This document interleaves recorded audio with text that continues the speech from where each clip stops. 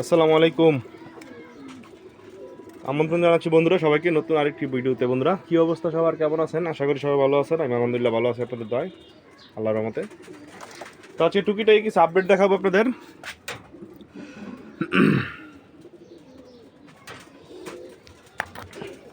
আচ্ছা, প্রথমেই কি আপডেট, ছোট্ট কিছু আপডেট, একটা আপডেট দেখাবো, বিশেষ করে একটা আপডেট বলতে পারেন। আচ্ছা, তো সেই বহুল প্রতীক্ষিত কাঙ্ক্ষিত আমার চায়না খাকির জোড়া, এটা আসলে লক করে দিছি। এই যে আমার চায়না খাকি, গত বছর 37-41 টুর্নামেন্ট খেলা নর। এটা হচ্ছে গিয়া 37 কিলো পাল্লা, 31 কিলো পাল্লা করা মাদি। তো এইটার আসলে বাচ্চার জন্য অনেক অনেক অনেক বেশি মানুষ রিকোয়েস্ট করছিলেন বাচ্চা দেওয়ার জন্য। তো আমি আসলে বাচ্চা তেমন সেল করি না, বাসা থেকে সেল করি না বাচ্চা। তো তারপর অনেকের রিকোয়েস্টে আসলে জোড়াটা বসাইছি। হ্যাঁ, তো আলহামদুলিল্লাহ আমি অনেক দিন পরে বসাইছি, বহুদিন পর। তো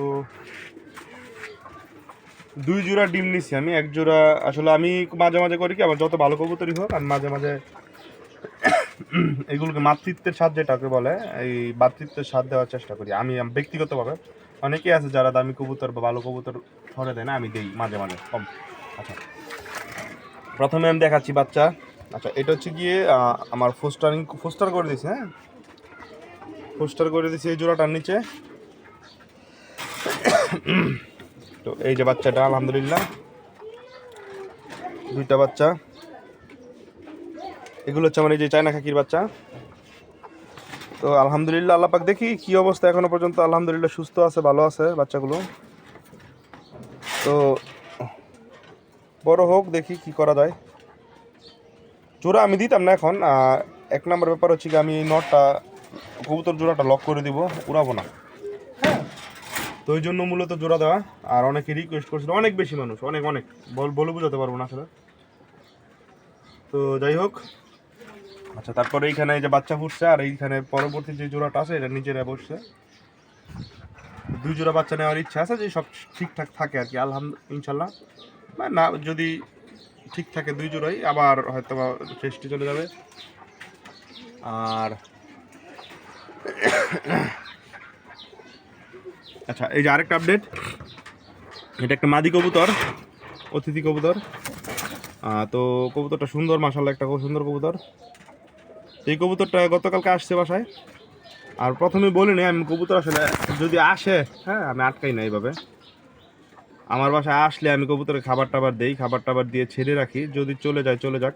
আমি বলতে এখন অনেকেই, আমার মনে হয় যে যাই হোক, অনেকেই এখন কবুতর আটকায় না। কারণ কবুতর যারা আটকায় না তারা তো আটকায় না কোনো সময়। আর এখন বর্তমানে অনেক যারা কবুতর আগে আটকায় তারাও আটকায় না, কারণ হচ্ছে গিয়ে এখন তো কবুতরের দাম নাই।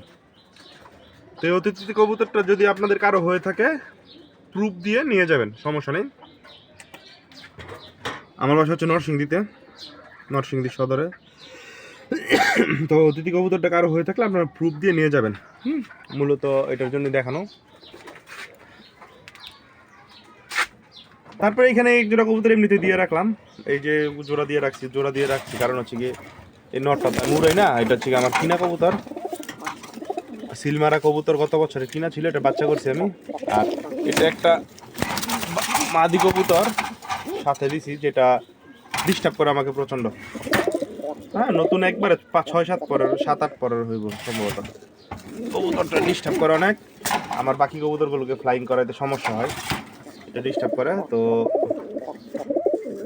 এই হচ্ছে, এই জন্য দিয়ে রাখছি এটাকে জোড়া এমনিতেই, এটা কোনো পরিকল্পনা নাই।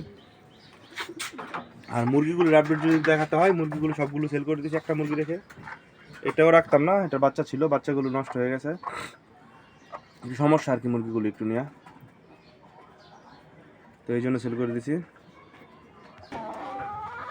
আচ্ছা, আরেকটা আপডেট, যে আমার সিল্কি মুরগিগুলো ছিল, আমি আপনাদের বলছিলাম এর আগের ভিডিওতে যে আশা করি খুব অতি সত্বর এদের কাছ থেকে রেজাল্ট পাওয়া যাবে ইনশাল্লাহ।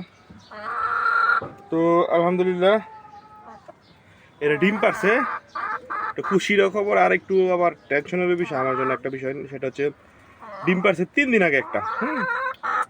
দেখেন সিল্কি মুরগটার নাকটা মাশাল্লাহ অনেক সুন্দর। তো এরা ডিম পারছে 3 দিন আগে। এরপর আর ডিম পারতেছে না। আচ্ছা একটু আবার চেক করে দেখবো ফিমেলটা যে কি সমস্যা, কেন ডিম পারতেছে না। তো যাই হোক, এই ছিল আসলে টুকিটাকি আপডেট।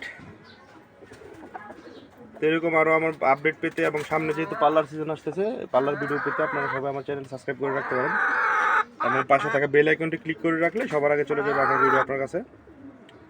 তো বন্ধুরা, আজকের মতো এখানে বিদায় নিচ্ছি। সবাই ভালো থাকবেন, সুস্থ থাকবেন। ধন্যবাদ সবাইকে। আসসালামু আলাইকুম।